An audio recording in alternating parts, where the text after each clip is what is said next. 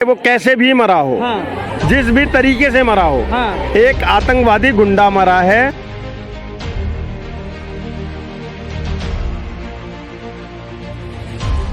अतीक अहमद हो, अंसारी हो, योगी जी ने सबको बराबर का न्याय दिया है। अच्छा।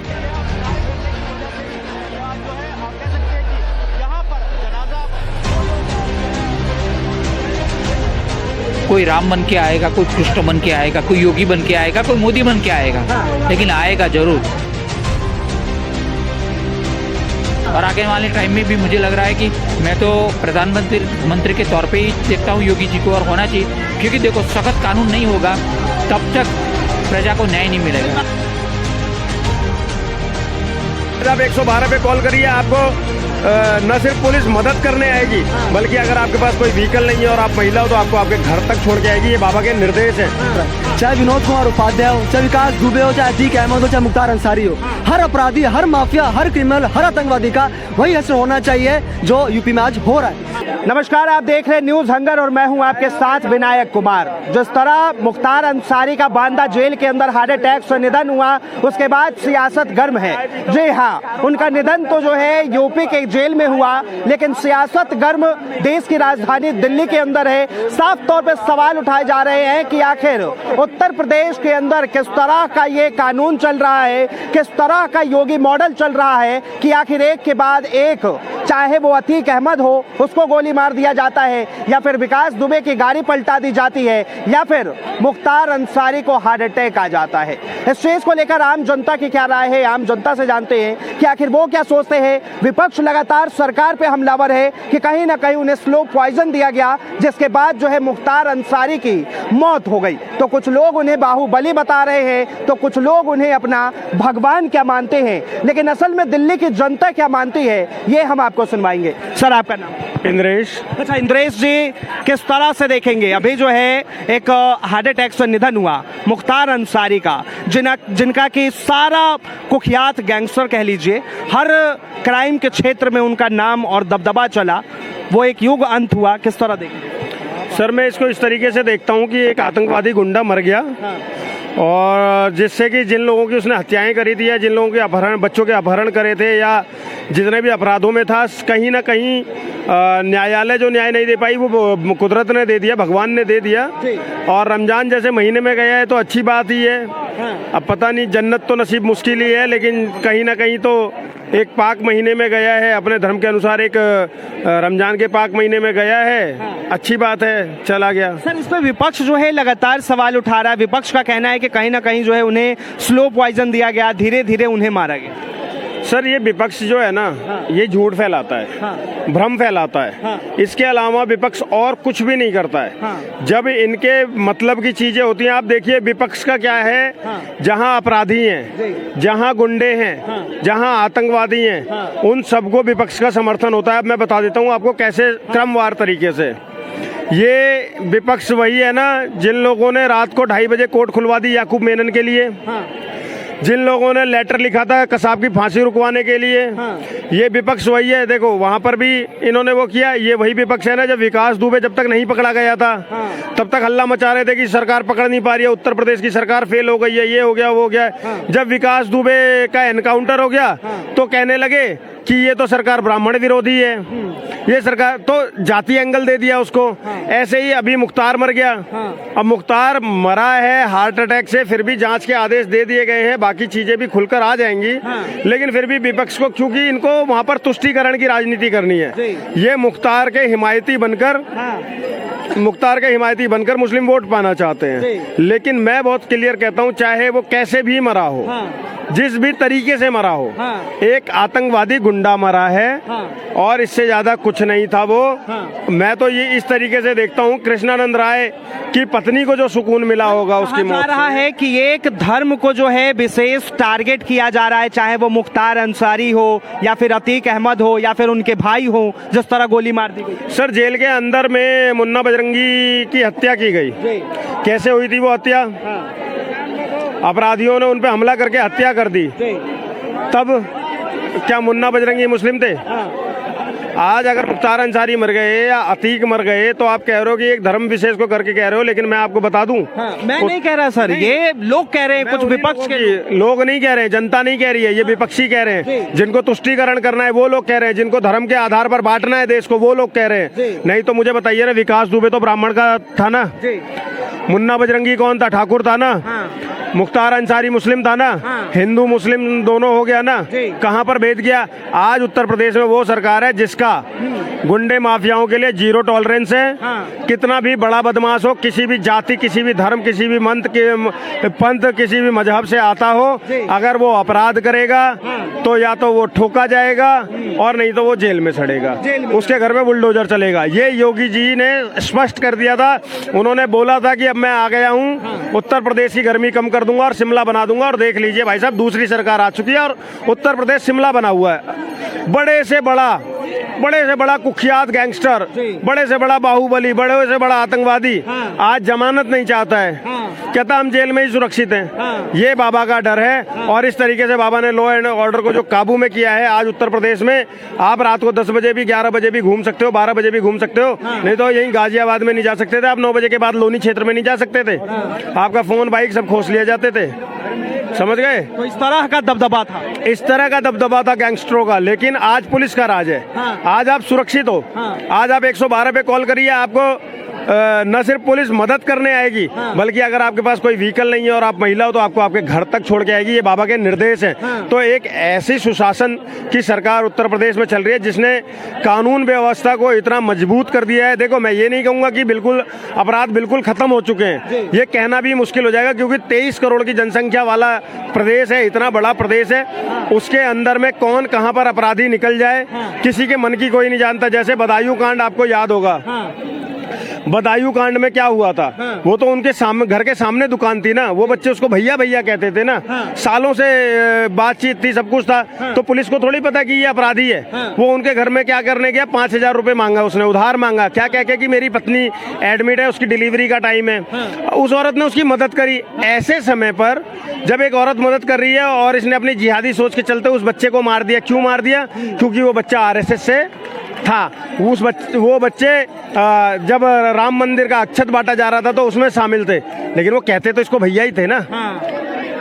अब सोचिए कि एक 6 साल और 13 साल के बच्चे की निर्मम हत्या करते हुए इनको तरस नहीं आ गया। तो ऐसे अपराधी जगह जगह छुपे बैठे हैं, तो उनको फिर उनका यही हाल हो सकता है कि 5 घंटे में उत्तर प्रदेश पुलिस ने ठोक दिया। अच्छा, और यही अंजाम होना चाहिए हर बदमाश, हर गुंडे का, कोई भी बदमाश हो। कितना सहमत है योगी जी जिस तरह से कहते हैं अगर इस चौराहे पे अगर आप जुर्म करते हैं अगले चौराहे तक ठोके जाएंगे? बिल्कुल सही है। सरकार को ऐसा ही होना चाहिए जिस प्रकार से योगी राज वहाँ पे चल रहा है। चाहे विनोद कुमार उपाध्याय हो, चाहे विकास दुबे हो, चाहे अतीक अहमद हो, चाहे मुख्तार अंसारी हो, हर अपराधी, हर माफिया, हर क्रिमिनल, हर आतंकवादी का वही हश्र होना चाहिए जो यूपी में आज हो रहा है। चाहे उसको नेचुरल हार्ट अटैक है, चाहे गाड़ी पलटे, चाहे कोई एनकाउंटर हो, कुछ भी हो, हर अपराधी का यही हाल होना चाहिए। तब जाकर जो है कहीं ना कहीं प्रदेश, पूरा देश और पूरा समाज अपराध मुक्त हो पाता है। क्योंकि आज देखिए दिल्ली में किस प्रकार से ऐसी स्थिति नहीं है, इसलिए पीरागढ़ी में जो है वहाँ पे 3 साल की बच्ची का रेप हो जाता है। दिल्ली के पांडव नगर में भी जो है वहाँ पर किस प्रकार से 4 साल की बच्ची का रेप हो जाता है। पॉक्सो जैसे घृणित कार्य उसके अंदर आती है। तो कहीं ना कहीं ये दिल्ली के अंदर इतना शक्ति नहीं है, ठीक है, और यूपी के अंदर इतनी शक्ति है, तभी हम किस प्रकार से क्राइम का डिफरेंस देख पा रहे हैं। और मैं कहूंगा दिल्ली पुलिस ज्यादा ध्यान दे दिल्ली के अंदर, और जो जिस प्रकार से उत्तर प्रदेश के अंदर राज हो रहा है पुलिस का, और जो सुशासन राज हो रहा है, यानी कि गुंडा राज, ठीक है, जो सुशासन राज हो रहा है वही हर जगह होना चाहिए सर। लेकिन जिस तरह से आरोप लगाया जाता है कि कहीं ना कहीं एक धर्म विशेष को टारगेट किया जाता है, उन्हीं को, सिर्फ उन्हीं के अपराधियों को चुन चुन के मारा जाता है, उनके घर पे बुलडोजर चलाया जाता है, उस चीज को लेकर क्या कहें? देखिए ऐसा नहीं है। देखिए अतीक अहमद और मुख्तार अंसारी के अलावा भी विनोद कुमार उपाध्याय जो गैंगस्टर था, नामी ग्रामी गैंगस्टर था, उसके अलावा जो विकास दुबे वो भी नामी ग्रामी गैंगस्टर था, इनका भी तो एनकाउंटर हुआ, इनको भी तो मारा गया है। ऐसा नहीं कि धर्म विशेष के खिलाफ ही जो है वहां पर कोई कार्रवाई हो रही हो।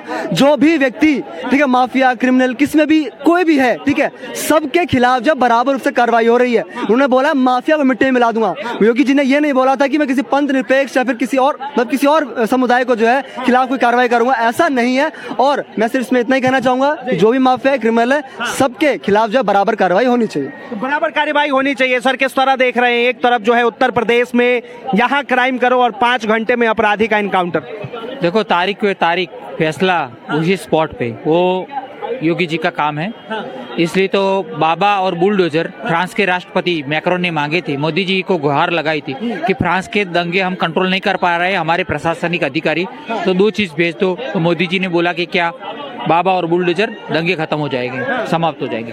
देखो, मुन्ना बजरंगी हो, बिक्रू कांड वाला विकास दुबे हो, उपाध्याय हो, वो अतीक अहमद हो, अंसारी हो, योगी जी ने सबको बराबर का न्याय दिया है।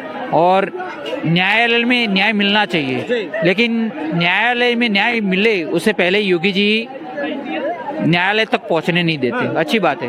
और मुख्तार अंसारी के निधन पे जो है साफ तौर पे सवाल उठाया जा रहा है कि उन्हें स्लो पॉइजन दिया गया, ये विपक्ष के लोग कह रहे हैं साफ तौर पे। नहीं, ऐसी कोई बात नहीं है। बिल्कुल गलत है, ये तो सब वाहियात बातें हैं। क्योंकि जो उनको पता चल गया था अंसारी को कि अब मेरा क्या होगा, क्योंकि उनकी कर्म कुंडली क्या थी सबको पता है, अतीक अहमद की हो या विकास दुबे की। तो जैसी कर्म कुंडली रहती है ऐसे कर्मों की सजा मिलती है। कर्म का सिद्धांत आप हो, मैं हो या कोई भी हो, लागू पड़ता है। तो उनकी कुकर्मों की सजा मिली है। जो लोगों को अत्याचार गुजारे थे जो लोगों पे, तो उनकी बद्दुआ लगी होगी काफी कुछ, क्योंकि उस टाइम सपा बसपा थी तो उसके शरण में थे, प्रोटेक्शन में थे, तब तक तो कुछ नहीं हो रहा था। लेकिन जैसे एक सवाल इसमें और उठता है, चाहे वो अतीक अहमद की पत्नी हो या फिर मुख्तार अंसारी की पत्नी हो, उन दोनों के ऊपर भी जो है 50,000 और 25,000 के इनामी है और वो दोनों फरार है। तो ये तो होना है, क्योंकि वो भी उसमें लिप्त थे। वो भी ये काम में लिप्त थे ना, इसलिए ऐसा तो नहीं था कि ये काम से अलग थे। पूरा उनका ये काम में समर्थन का, अपने हस्बैंड लोगों को और अपने चचेरे भाइयों और सबको, ये सब टोली को, तो बिल्कुल गलत है। देखो, आप राष्ट्रहित, क्षेत्र हित और सब इसकी बात नहीं करोगे और सब अत्याचार गुजारोगे किसी भी जनता के किसी क्षेत्र पे, तब कोई राम बन के आएगा, कोई कृष्ण बन के आएगा, कोई योगी बन के आएगा, कोई मोदी बन के आएगा, लेकिन आएगा जरूर और उसका खात्मा भी करेगा जरूर। और इसी तरह से प्रदेश की सरकार जो है काम करते रहे। देखो, आप माफिया हो, हिंदू हो, मुस्लिम हो या किसी समुदाय से, पंडित हो, ठाकुर हो, कुछ भी हो, लेकिन बिल्कुल गलत है। क्योंकि अन्याय नहीं करना चाहिए प्रजा के साथ, प्रजा के हित के बारे में सोचना चाहिए। क्योंकि आप अच्छा काम नहीं कर सकते प्रजा के साथ, प्रजा के हित की बात नहीं कर सकते, तो प्रजा का गलत तो ना करो। तो ऐसे टाइम टू टाइम सारे लोग आते रहें, टाइम टू टाइम जाते रहें और न्याय मिलता रहा है बाबा के रूप में, न्याय के रूप में कहीं भी। इसलिए योगी बाबा और बुलडोजर और मोदी काफी है न्याय दिलाने के लिए देश की जनता को और यूपी की जनता को। यूपी के लिए बोल देता हूँ कि लोगों सिर्फ बाबा बुलडोजर ही चलता है, नहीं, बाबा का बुलडोजर आर्थिक नीतियों पे भी चला है। 11.8 GDP, भारत की GDP में 11.8% यूपी कंट्रीब्यूट करता है, सेकंड नंबर पे। तो कैसे हो गया? अयोध्या मंदिर से सालाना 25,000 करोड़ का स्पिरिचुअल टूरिज्म बढ़ेगा, तो क्या गलत बात है? तो बाबा ने जहाँ जो प्रोजेक्ट, कितने एमओयूज हो रहे हैं, कितनी समिट हो रही है, तो ये बहुत अच्छी बात है। और आगे वाले टाइम में भी मुझे लग रहा है कि मैं तो प्रधानमंत्री के तौर पे ही देखता हूँ योगी जी को, और होना चाहिए। क्योंकि देखो, सख्त कानून नहीं होगा तब तक प्रजा को न्याय नहीं मिलेगा। बात कही आपने, सख्त कानून जब तक नहीं होगा प्रजा को न्याय नहीं मिलेगी। सर, एक आखिरी सवाल आपसे जानना चाहूंगा, जिस तरह अब अंसारी की पत्नी जो है वो फरार है, चाहे अतीक अहमद की पत्नी जो है वो फरार है, चाहे अतीक अहमद की भाई की जो पत्नी है वो भी फरार है, और ये सब के सब इनामी घोषित है, क्या कहेंगे इसको? देखिए, पूरा परिवार ही क्रिमिनल था, ठीक है। 60 से अधिक केसेस स्वयं अतीक अहमद पे थे, उसके अलावा उसके सभी परिवारजनों पे भी 1 से अधिक केसेस थे, और बहुत घिनौने केसेस थे, ठीक है। तो मैं यही कहना चाहूंगा कि अब जो चोर है वो भागेगा ही ना जब उसने चोरी करी है। जब आप कोई क्रिमिनल है वो भागेगा जब उसने कोई गंदा काम करा है। अब इससे कहीं ना कहीं ये बात भी सिद्ध हो रही है कि उन्होंने कहीं ना कहीं इतने घिनौने कार्य करे हैं, अपराध करे हैं, तभी वो लोग भागे हैं। अगर नहीं करा होता तो आज होते। और बस सारी बात ये है कि आज एक समुदाय जो है उनके बात समझ में आनी चाहिए कि किस प्रकार से हमको अपना समुदाय कोई देख के जो किसी का पक्ष या फिर विपक्ष नहीं होना चाहिए, ठीक है। जो अपराधी है, जो क्रिमिनल, उसके साथ हमें नहीं होना है, और जो सच्चा बंदा उसके साथ होना है, ठीक है। और जैसा आपने बताया वो भागे हुए हैं, तो मुझे लगता है कि उन्होंने कुछ करा है, वो बिल्कुल करा ही होगा, इसलिए भागे हुए हैं, बस।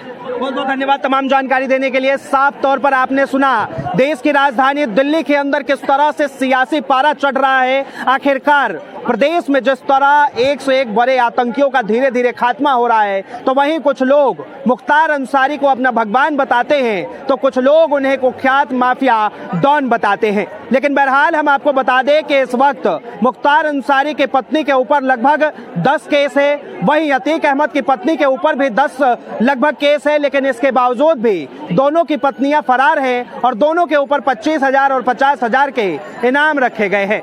फिलहाल के लिए इतना ही। ऐसे तमाम खबरों के लिए देखते रहे न्यूज़ हंगर।